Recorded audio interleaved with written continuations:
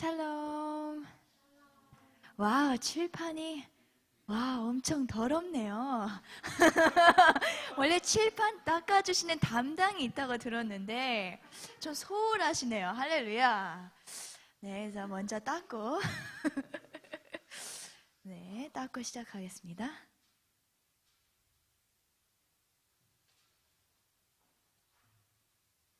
오케이. 오늘 본문 말씀은 고린도전서 12장 함께 찾겠습니다. 12장 12절에서 13절 말씀 합심으로 다 같이 읽겠습니다. 시작. 몸은 하나인데 많은 지체가 있고 몸의 지체가 많으나 한 몸임과 같이 그리스도도 그러하니라. 우리가 유대인이나 헬라인이나 종이나 자유인이나 다 한 성령으로 세례를 받아 한 몸이 되었고 또 다 한 성령을 마시게 하셨느니라. 아멘. 기도하시겠습니다.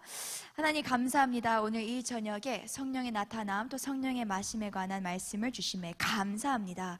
오늘 저희가 이 말씀을 받을 때에 예배 안에서 말씀만 듣는 것이 아니라 이 살아계신 말씀 되신 예수 그리스도를 만나는 시간이 되게 하여 주시옵소서. 우리 삶 가운데 있는 모든 질문들과 문제들 주님 오늘 직접 응답하여 주시옵소서. 오늘 성령님 이 말씀을 통하여 우리의 심령을 강타하여 주시고 위로하여 주시고 힘을 다시 주시옵소서. 우리의 생각을 새롭게 주님께서 맑게 하여 주시옵소서. 범사에 감사하고 살아계신 주 예수 그리스도의 이름으로 기도했습니다. 아멘. 그래서 제가 지금 한 3일 만에 오랜만에 왔는데 이 아멘의 강도가 더 세진 것 같아요. 할렐루야.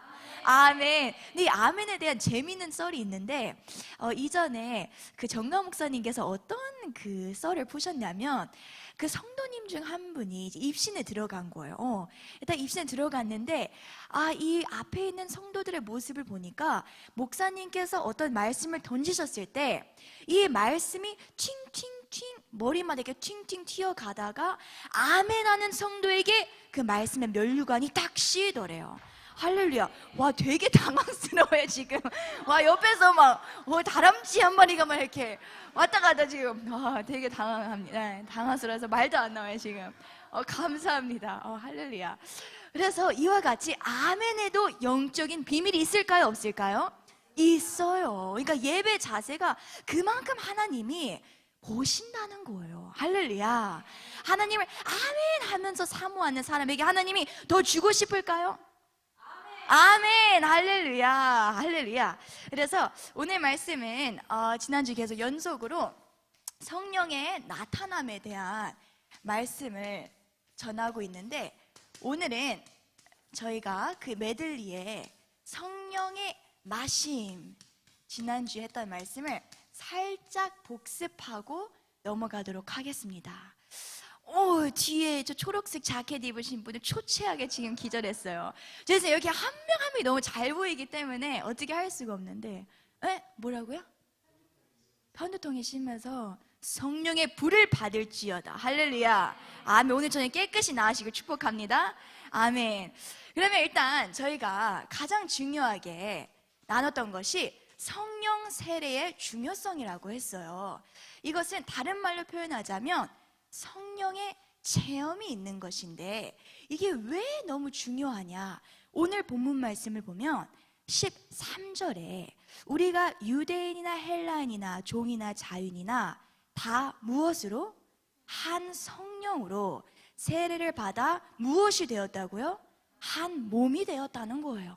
그러니까 이 말씀의 배경은 유대인 헬라인이라고 할 수 있지만 우리 여러 가지의 차이가 있어요. 사람마다 MBTI도 다르고요, 혈액형도 다르고요, 살아온 환경도 다르고요, 한 집안에 살면서도 어찌나 사람이 열이면 열, 다섯이면 다섯 다 똑같을까요? 다를까요? 달라요. 근데 우리 모두가 한 몸이 되기 위해서는 무엇을 받아야 된다고요? 성령을 받아야 돼요. 아멘. 가정 안에서도 싸움이나 다툼이 일어나면 여기서 우리가 살펴봐야 될 게 내 가족 인원들 중에 지금 성령의 체험이 있는 자가 있고 없는 자가 있는가, 이것을 알 수가 있는 거예요. 아무리 어려운 사건이나 문제가 닥쳤다 할지라도 성령 세례를 받은 가정은요, 절대로 싸우지 않아요. 절대 깨지지 않아요. 이건 가정뿐 아니라 무엇도 동일할까요? 부부도 마찬가지예요. 사실 에녹 전도사님과 제 MBTI는 제 초반에는 말 안 했어요. 두려워할까봐. 근데 천생연분이 아니라 적대지간에 MBTI예요. 원래 제가 ENFJ고 에녹 전도사님이 ISFJ예요. 그럼 FJ가 이게 겹치는데도 이거 불 붙는 이런 합인데 그런데 이것조차도 무엇으로 한 몸이 된다고요? 성령으로. 할렐루야. 아멘. 그러니까 절대로 하나님 앞에 우린 핑계가 없는 거예요. 아멘. 그래서 첫째, 성령 세례. 오직 성령 세례로 우리가 한 몸 되는 것. 그 다음에 한국의 교회도 마찬가지일까요? 다를까요? 마찬가지예요. 우리가 지금 나라를 위해서 기도하는 이 모든 것들, 여기에 한 몸이 되지 못하는 자들에게 우리가 막 뭐라고 할 필요가 있는 게 아니라 무엇을 받게 하면 돼요? 성령을 받게 하면 돼요. 아멘. 할렐루야. 그래서 첫 번째는 성령 세례라면, 두 번째는 사람마다 그렇다면 영적 주소가 다 있다고 했어요. 그래서 가정 안에 아빠, 엄마, 아들, 딸 4명이 같이 교회를 다니지만 이 모든 사람마다 영적 주소가 똑같을까요? 다를까요? 다르다는 거예요. 그래서 영적 주소 5가지 다이 아마 5가지 기억나면 불러주세요.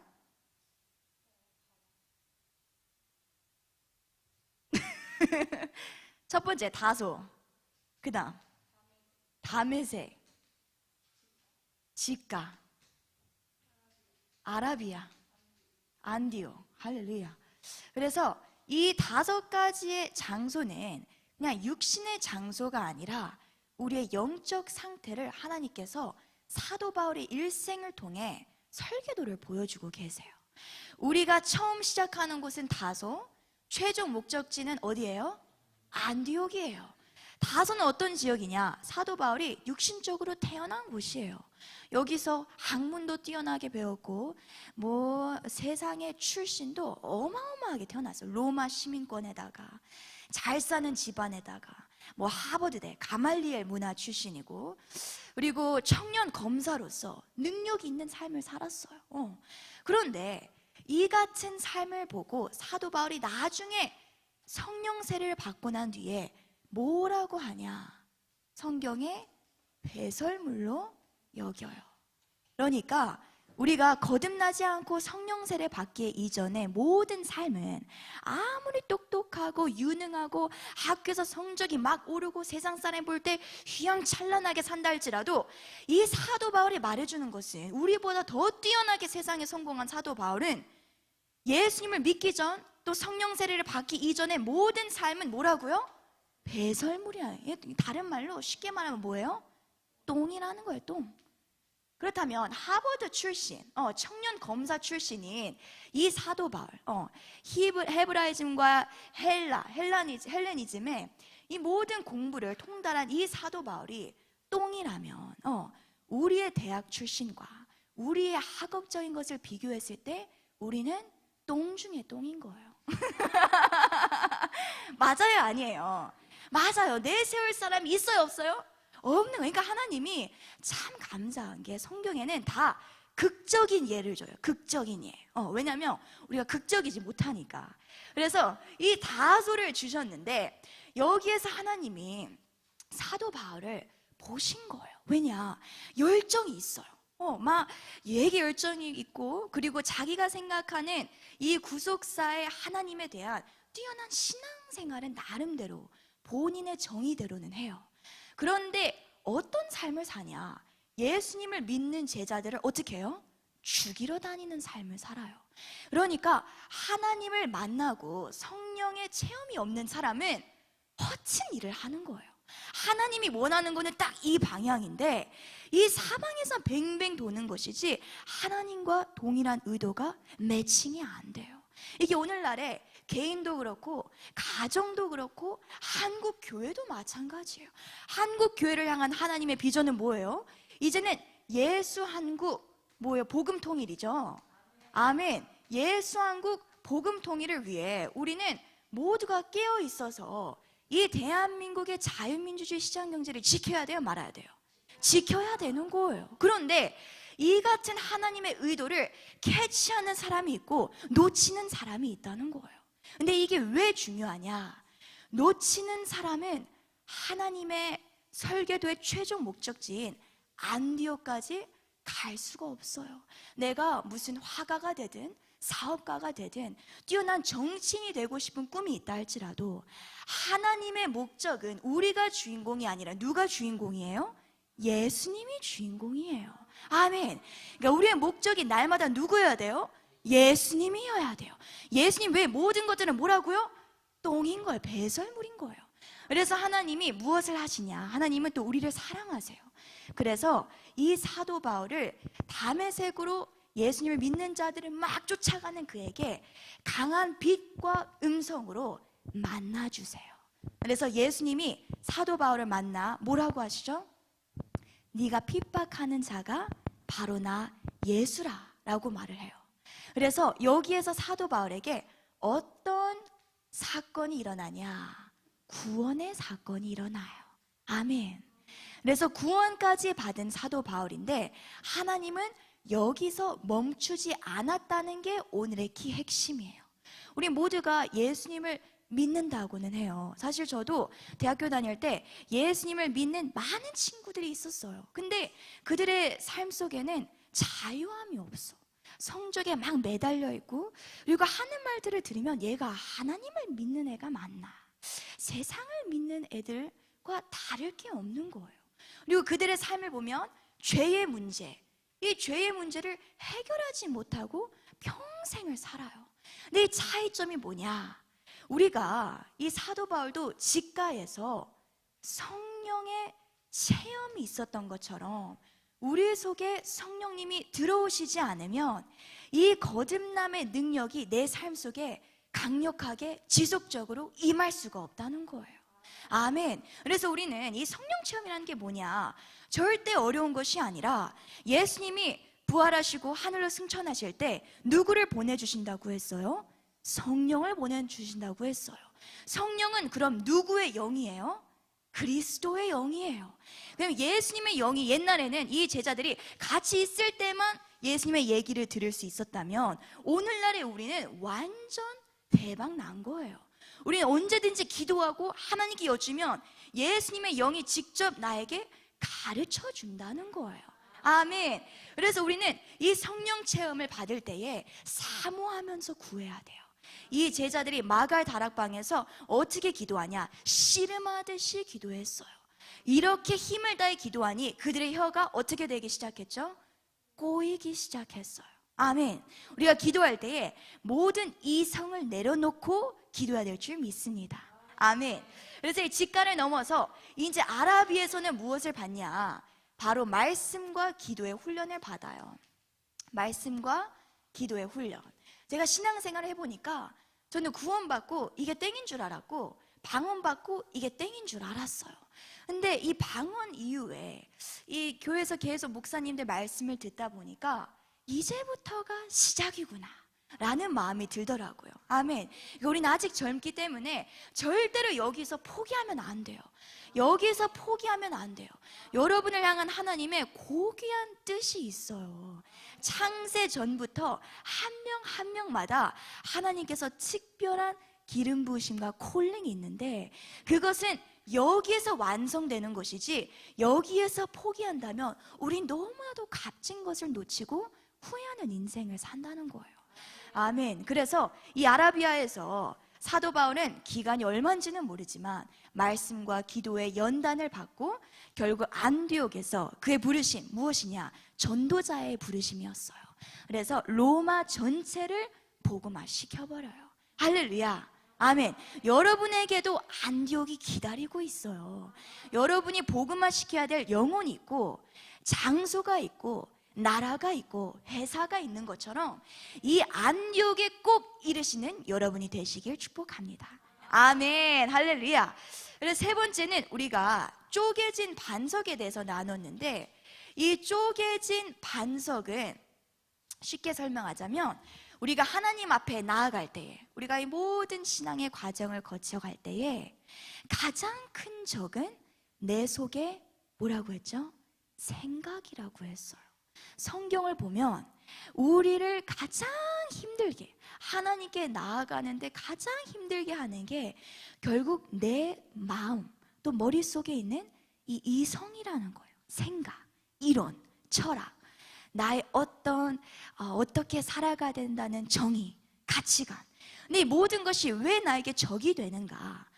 하나님의 생각과 감정을 우리가 회복하기 위해서는 내 이성을 쪼개야 되는데, 우리가 그렇게 하지 아니하고 사탄의 이 생각과 감정을 붙잡고 있기 때문에 이것을 완주하지 못한다는 거예요. 그렇다면 우리가 신앙생활을 할 때에 절대로 우리의 생각, 우리의 감정을 사랑해서는 안 돼요. 우리가 하나님의 생각과 감정으로 바뀌기 전까지는 피 터지게 이것들과 싸워야 될 줄 믿습니다. 아멘. 그래서 이게 이제 쪼개진 반석이고, 네 번째가 무엇이었냐? 바로 라마나옅이었어요. 우리가 라마나옅은 모든 사람, 국가, 그리고 가정, 지역, 이런 것들마다 영적 주소가 존재한다고 했어요. 그러니까 우리가 육신적으로 봤을 때는 그냥 보이는 거는 뭐 유빈 간사님은 키가 이 정도고, 나연은 이 정도고, 이런 육신적인 눈으로만 보이지만 이 육신적인 눈보다 더 리얼한 게 뭐냐? 영적인 구조가 있다는 거예요. 아멘. 내 영적인 구조가 쉽게 표현한다면 이 세상에는 하나님과 사탄의 두 가지 영역밖에 없어요. 근데 어떤 사람은 하나님 하에, 하나님에 속한 영적 구조가 있어요. 그럼 그 안에 모든 생각은 기쁨과 자유함이에요. 창의력이 막 솟아나요. 걱정 근심 없어요. 그래, 말을 할 때도 그냥 뱉는 말이 아니라 성령이 입힌 말을 하는 거예요. 할렐루야. 이 사람 옆에 있으면 내가 기분이 좋을까요? 안 좋을까요? 기분이 겁나게 좋습니다. 아멘. 그리고 내가 교회에서 약간 저쪽 사람한테 치다 보면 이쪽 사람한테 가 있어. 그 말은 뭐냐? 이 사람에게는 이 영적 구조가 성령의 구조라는 거예요. 아멘. 근데 어떤 사람은 이 사람을 판단하는 것은 아닌데 아직 사탄의 영적 구조에서 벗어나지를 못했어요. 그러니까 이 사람의 삶에는 감정에 따라서 살아가고 이론적인 생각에 따라서 결정을 하기 때문에 인생의 그 어떤 놀라운 돌파도 없는 거예요. 세상에 똑같은 공식 1 더하기 1은 2이기 때문에 이런 삶은 믿음의 어떤 위대한 현상이나 표적이 일어날 수가 없어요. 또 말도 물론 윤리적으로 그리고 도덕적으로 조립해서 말은 할 수 있지만 남이 느끼기엔 그냥 말 잘한다 이러고만 말지 그 사람이랑 대화할 때는 생명감을 느끼지 못해요. 이게 바로 왜 그러냐? 이 사람이 못되고 이 사람이 착해서가 절대 아니에요. 우린 착하고 악하고의 기준이 아니라 내 안에 성령의 구조가 없느냐, 성령의 구조가 있느냐, 이것만이 유일한 차이라는 거예요. 아멘. 그래서 되게 유머러스한 일화가 있는데 정광 목사님께서 감옥에 그때 3번이나 들어가셨잖아요. 근데 이것에 대한 진짜 리얼한 간증을 하신 게, 앞으로 우리 나유원 형제님도 변호사가 될 터인데, 이 세상의 변호사들, 하나님을 믿지 아니하고 성령님의 체험이 없는 변호사들은 목사님을 변호를 하는데 허튼 소리만 한다는 거예요. 이 변호를 하는데도 전혀 도움이 안 되는 변호를 한다는 거예요. 근데 여기서 뭐 이성희 변호사님 들어보신 분들 계시죠? 되게 유능한 변호사님이신데 그분은 이 상담받으러 오는 이 사람들이 올 때 그냥 법적인 상담을 10분만 하고 나머지 50분은 그 사람 속에 있는 죄의 문제, 병의 문제, 이런 신유의 능력, 고침, 상담, 영적인 상담을 해버리세요. 할렐루야. 그러니까 하나님이 영적인 것을 부어줘 버리니까 재판도 이기지만 이 재판받는 이 영혼도 살려버린다는 거예요. 이 변호사 한 명이. 아멘. 그러니까 우리 나은 형제님도 기도를 할 때 그것을 기억하고 기도하자는 거예요. 아멘. 이 변호사라는 직업은 절대 아무나에게나 안 줘요. 저를 안 불러주심에 진짜 감사드려요, 하나님께. 그 어떻게 다 외워요, 헌법을. 그런데 그 많은 하나님이 또 지혜 은사를 주셨어요. 할렐루야. 그렇기 때문에 이 영적 구조, 사탄이 아니라 우리는 성령의 직업, 그리고 모든 사역자가 되시길 축복합니다.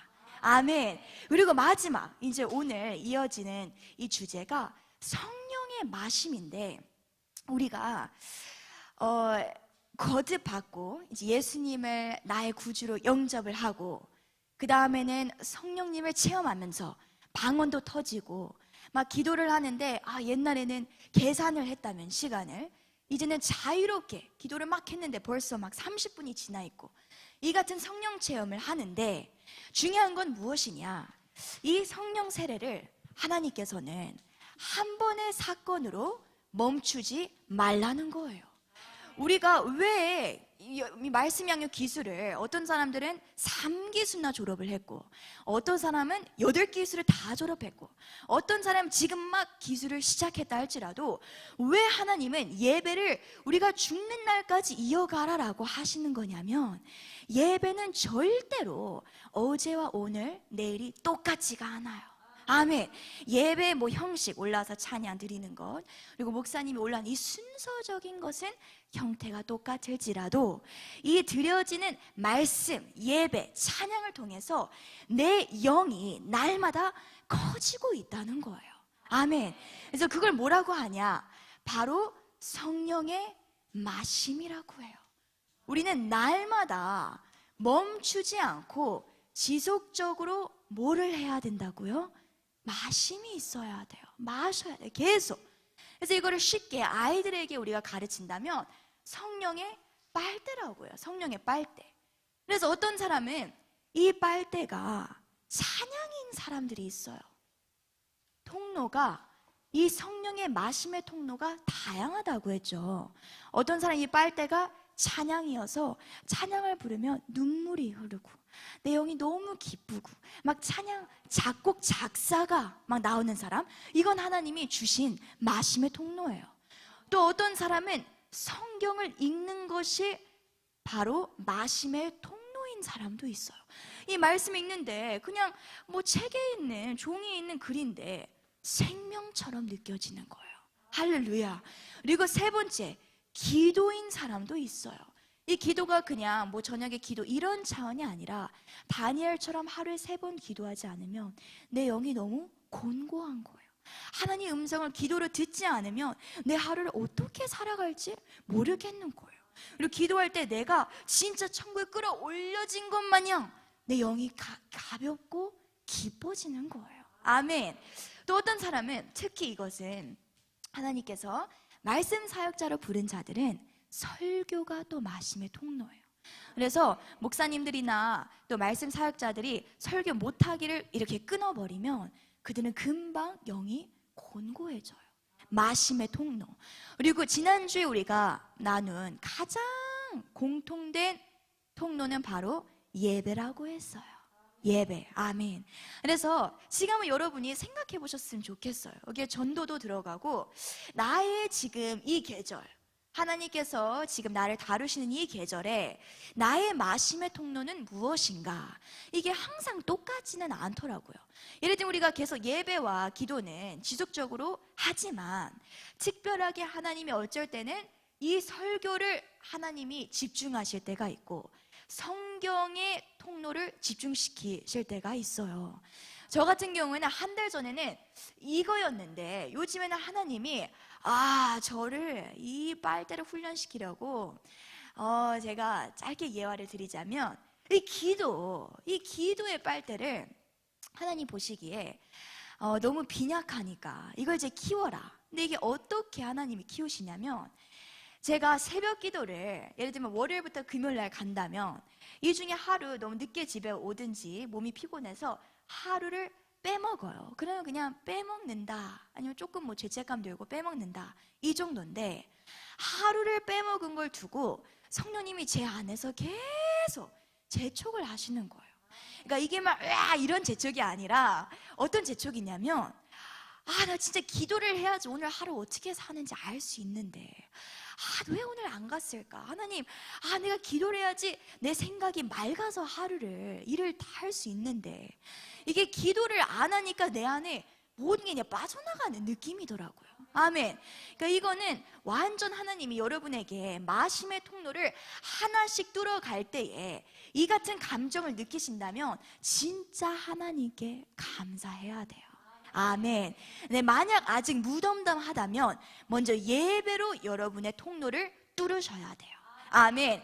그래서 지난주는 이 마심에 대한 것을 나눴는데, 오늘은 이 성령 세례를 받고 성령의 마심을 지속했더니 바로 성령의 은사가 나타난 성경의 인물을 한 명, 인물에 대해서 말씀을 나눌 거예요. 이게 보니까 세례로 처음에 시작했다가 나중에 이 마심이 지속되니까 이 지속된 통로가 나중에는 뭐가 될까요? 은사가 된다는 거예요. 이 은사가 무슨 기도원 가서 그냥 주여 주세요 이렇게 해서 그냥 바로 받지 않아요. 왜냐? 은사는 누구의 능력이에요? 성령의 능력이에요. 아멘. 그러니까 하나님도 아무에게나 줄 수가 없어요. 세상에서 가장 귀한 것인데, 그래서 누구에게 주시는가? 사모함으로 이 마심을 계속, 말씀의 마심을 계속하는 자에게는 무슨 은사를 주세요? 말씀의 은사를 주세요. 찬양의 은사를 계속하는 자에게는 무슨 은사요? 찬양의 은사. 절대 실력이 아니에요. 아멘. 할렐루야. 나연 형제님, 할렐루야. 아멘. 진짜예요. 전 사실 나연 형제님이 올라와서 찬양 부를 때 울컥했던 적 몇 번 있어요. 진심이에요, 이거는. 그러니까 절대로 우리가 실력과 세상의 것에 눈 팔리지 마시고 마심의 통로로 성령의 은사를 받으시길 축복합니다. 아멘. 그래서 오늘은 누구를 살펴볼 거냐면, 우리 사무엘상 16장의 다윗의 이야기를 한번 보도록 하겠습니다.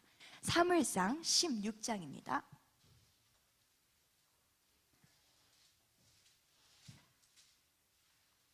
사무엘상 16장 저희 1절부터 13절까지 합심으로 읽겠습니다. 사무엘상 16장 1절에서 13절 합심으로 읽겠습니다. 시작. 여호와께서 사무엘에게 이르시되 내가 이미 사울을 버려 이스라엘 왕이 되지 못하게 하였거늘 내가 그를 위하여 언제까지 슬퍼하겠느냐. 너는 뿔에 기름을 채워 가지고 가라. 내가 너를 베들레헴 사람 이새에게로 보내리니 이는 내가 그의 아들 중에서 한 왕을 보았느니라 하시는지라. 사무엘이 이르되 내가 어찌 갈 수 있으리까? 사울이 들으면 나를 죽이리이다 하니 여호와께서 이르시되 너는 암송아지를 끌고 가서 말하기를 내가 여호와께 제사를 드리러 왔다 하고 이새를 제사에 청하라. 내가 내게 행할 일을 가르치리니 내가 내게 알게 하는 자에게 나를 위하여 기름을 부을지니라. 사무엘이 여호와의 말씀대로 행하여 베들레헴의 이름에 성읍 장로들이 떨며 그를 영접하여 이르되 평강을 위하여 오시나이까. 이르되 평강을 위함이니라. 내가 여호와께 제사하러 왔으니 스스로 성결하게 하고 와서 나와 함께 제사하자 하고 이새와 그의 아들들을 성결하게 하고 제사에 청하니라. 그들이 오매 사무엘이 엘리압을 보고 마음에 이르기를 여호와의 기름 부으실 자가 과연 주님 앞에 있도다 하였더니 여호와께서 사무엘에게 이르시되 그의 용모와 키를 보지 말라. 내가 이미 그를 버렸노라. 내가 보는 것은 사람과 같지 아니하니 사람은 외모를 보거니와 나 여호와는 중심을 보느니라 하시더라. 이새가 아비나답을 불러 사무엘 앞을 지나가게 하매 사무엘이 이르되 이는 여호와께서 택하지 아니하셨느니라 하니 이새가 산마로 지나게 하매 사무엘이 이르되 이도 여호와께서 택하지 아니하셨느니라 하니라. 이새가 그의 아들 7을 다 사무엘 앞으로 지나가게 하나 사무엘이 이새에게 이르되 여호와께서 이들을 택하지 아니하셨느니라 하고 사무엘이 이새에게 이르되 내 아들들이 다 여기 있느냐? 이새가 이르되 아직 막내가 남았는데 그는 양을 지키나이다. 사무엘이 이새에게 이르되 사람을 보내어 그를 데려오라. 그가 여기 오기까지는 우리가 식사 자리에 앉지 아니하겠노라. 이에 사람을 보내어 그를 데려오매 그의 빛이 붉고 눈이 빼어나고 얼굴이 아름답더라. 여호와께서 이르시되 이가 그니 일어나 기름을 부으라 하시는지라. 사무엘이 기름 뿔병을 가져다가 그의 형제 중에서 그에게 부었더니 이날 이후로 다윗이 여호와의 영에 크게 감동되니라. 사무엘이 떠나서 라마로 가니라. 아멘. 할렐루야. 자, 다윗의 이야기가 바로 여기서 처음 성경에 등장을 해요. 다윗의 시작은 어디부터 시작을 하느냐? 하나님께서 사울 왕을 이스라엘의 첫 번째 왕으로 세우셨어요. 그런데 이 사울 왕이 하나님의 말씀에 순종하지 못하는 삶을 살았어요. 하나님이 그에게 수도 없이 우리가 알 수 없는 하나님의 그 태평양의 마음의 기준으로 수없는 기회를 주었지만 사울의 중심에는 하나님이 없었어요. 그는 벌써 누구와 연합이 되었는가? 하나님이 아닌 사탄과 연합한 삶을 살았어요. 그래서 하나님께서 이스라엘 백성을 사랑하고 이스라엘의 구속사 예수님이 태어나셔야 하기 때문에 온 인류를 구원하기 위해 이스라엘의 왕을 새로 결정해야겠다 하셔서 이 사울을 폐위하고 바로 사무엘에게 이 같은 하나님의 계획을 말씀하세요. 아멘. 이 사무엘은 기도하는 선지자였어요. 성경을 보면 많은 선지자가 있지만 사무엘은 스페셜한 게 아기 때부터 구별되어 하나님의 성전에서 어린 나이부터 자라온 사람이었어요. 그래서 사무엘이 무슨 말을 하면 어렸을 때부터 하나님이 그 어떤 말도 땅에 떨어뜨렸어요? 안 떨어뜨렸어요? 안 떨어뜨렸어요.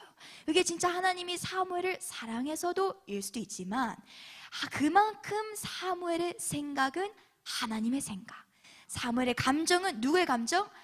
하나님의 감정이었다는 거예요. 아멘. 그러니까 그가 하는 말이 땅에 떨어뜨리고 싶어도 떨어져야 안 떨어져요? 떨어질 수가 없어요. 하나님의 말씀이니까. 그런데 이런 사무엘이 이제 노년에 사울을 세웠는데 하나님께서 그에게 찾아와 사무엘아 사무엘아 내가 이러이러한 이유로 이제는 사울을 버렸노라 라고 말씀을 하세요. 그리고 너는 베들레헴이라는 마을에 가라. 베들레헴. 우리가 생각하는 베들레헴은 화려하고 막 크리스마스 트리 있고 막 이렇게 생각할 수도 있지만 베들레헴은 시골 촌동네예요. 여기서 시골에서 살다 오신 분들 좀 있나요? 이 서울의 다윗이 아니라 저기 작디 작은 베들레헴 마을에서 이 하나님께서 기름 부을 다음 왕이 있다는 거예요. 아멘. 얼마나 감사해요. 우리의 환경 하나님 보실까요? 안 보신다는 거예요. 그래서 이 베들레헴에 무엇을 갖고 가라냐면 이 양각 뿔을 가져가라고 해요. 이 양각 뿔은 두 가지 용도가 있는데 첫 번째는 나팔 불 때 용도가 있고 두 번째는 여기다가 기름을 이렇게 뒤집어서 그린다면 기름을 집어넣는 용도예요. 그래서 이 선지자가 여기다 기름을 채워서 왕을 세우거나 중요한 정치의 인물들을 세울 때에 이런 기름, 양각을 꼭 들고 가요. 그래서 사무엘이 이것을 들고 이제 베들레헴에 가는데 하나님께서 누구의 집으로 가라 하냐면 이새의 집에 가라고 해요. 이 이새의 집은 여기서 보너스 질문이 있어요. 누구의 증증손자일까요? 바로 보아스와 결혼한 여자인데 룻이에요. 룻과 보아스의 손자가 바로 이새예요. 하나님 너무 진짜 판타스틱한 디테일 있지 않으세요? 그렇죠? 그래서 이새의 집에 가는데 이제 베들레헴에 도착하니까 사람들이 난리가 난 거예요. 예루살렘에 있는 이 사무엘 선지자가 이 비천한 동네에 왜 왔을까? 그래서 사무엘이 내가 여호와께 제단을 쌓러 왔고 이제 왕을 임명하러 내가 왔다. 기름 부으러 왔다. 아멘 했더니 이 동네 사람들이 어떻게 해서 막 우리 집에 와달라 와달라 막 이랬을 텐데 하나님은 어쨌을까나 이미 결정해버렸어요. 아멘. 우리 삶도 마찬가지예요. 예수님 언젠간 재림하실 텐데 그때 가서 주님 주님 이래봤자 지금 우리가 준비를 해야 된다는 거예요. 아멘. 그래서 막 이 사람들은 보이는 현장을 쫓아서 오세요 했는데 이것이 아니라 하나님은 사무엘을 이새의 집으로 이끄세요. 근데 성경 말씀 보니까 이새가 총 몇 명의 아들이 있어요? 원래 8명이 있어요. 근데 딱 7명만 데려왔어요. 7명의 첫째가 엘리압이래요. 근데 이 첫째를 보니까 사무엘의 마음이 어땠어요? 바로 이 사람이구나 이랬다는 거예요. 우리도 가끔 무슨 교회에 있을 때도 이 사람은 진짜 믿음 좋구나 보이는 현상으로 막 그러는데 어쩌다 가보면 믿음 좋은 사람한테 뒤통수를 맞아요. 주여 할렐루야. 그래서 우리는 영적인 시각으로 봐야 돼요. 보이는 현상, 외모, 그 사람의 학력, 그 사람의 열정 이게 중요한 게 아니라 이 사람의 중심에는 하나님이 있다고 했어요? 없다고 했어요? 없다고 한 거예요. 그래서 하나님이 사람은 외모를 보거니와 나 여호와는 중심을 본다 해서 7명이나 첫째 아들이 잘생겼다. 아마 엄마가 되게 예뻤을 것 같아요. 근데 아들들이 다 아니라는 거예요. 7명은 다 제명됐어요. 다 이렇게나 사람이 많은데 하나님 보시기에 하나님의 중심과 이 자들의 중심이 맞지가 않다는 거예요. 우리도 우리의 중심 항상 기억을 해야 돼요. 주님, 제 일평생 소원은 다른 게 필요한 게 아니라 내 중심이 누구의 중심이 되게? 하나님의 중심이 되게. 아멘. 그래서 다 아닌데 분명히 하나님은 있다고 말씀하셨는데 해서 물어봤더니 밖에서 양을 치고 있는 이 막내 다윗이 있다는 거예요. 성경은 용모가 빼어나고 얼굴빛이 붉고라고 나와 있지만 이거는 그의 외모, 진짜 보여진 잘생김의 의미가 아니라 그에게는 하나님과 일치된 중심이 있었기에 그의 얼굴 낯이 우중충했을까요? 아니면 밝았을까요? 밝았다는 거예요.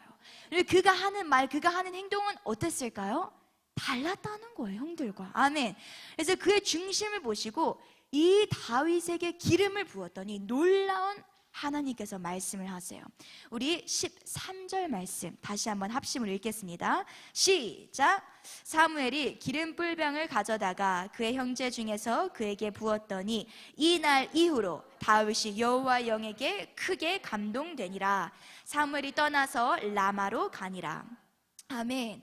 이 말씀을 보면 이 다윗에게 성령의 기름이에요. 이것은 당시에는 기름 부음이라는 단어를 쓰지만 오늘날의 용어는 우리는 이것을 성령 체험, 성령의 세례라고 해요. 이 기름 부음의 세례를 받자마자 다윗에게 무엇이 임하기 시작했어요? 여호와의 영이 임하기 시작했어요. 아멘. 여호와의 영이 임한 것이 이 세상 그 어떤 축복보다 가장 온탑인 줄 믿으십니까? 아멘. 여호와의 영이 임한 자는 창조의 하나님이 내 속에서 역사하시는 거예요. 아멘. 없는 물질을 만들 수 있는 능력이 생겨요, 안 생겨요? 생긴다는 거예요. 아멘. 그렇기 때문에 이 기름 부음 받는 게 얼마나 중요한지 우리는 알 수가 있어요. 그런데 그의 중심이 하나님과 합했다는 것은 다윗은 하나님을 사모하는 사람이었어요. 이 시편 말씀 보면 그 들판에서 양을 치는 이 직업은요 가장 낮디 낮은 직업이에요. 양은 절대로 깨끗한 동물이 아니에요. 더러운 동물이에요. 그래서 제일 천한 직업이 양 치는 자인데 이 양을 칠 때 또 혼자 쳤어요. 다윗은 얼마나 외로웠겠어요. 근데 그때 시편과 찬양으로 하나님과 날마다 연합이 되는 예배 삶을 살았다는 거예요. 아멘. 그래서 그런 사모하는 그에게 하나님께서 무엇을 부어주시냐?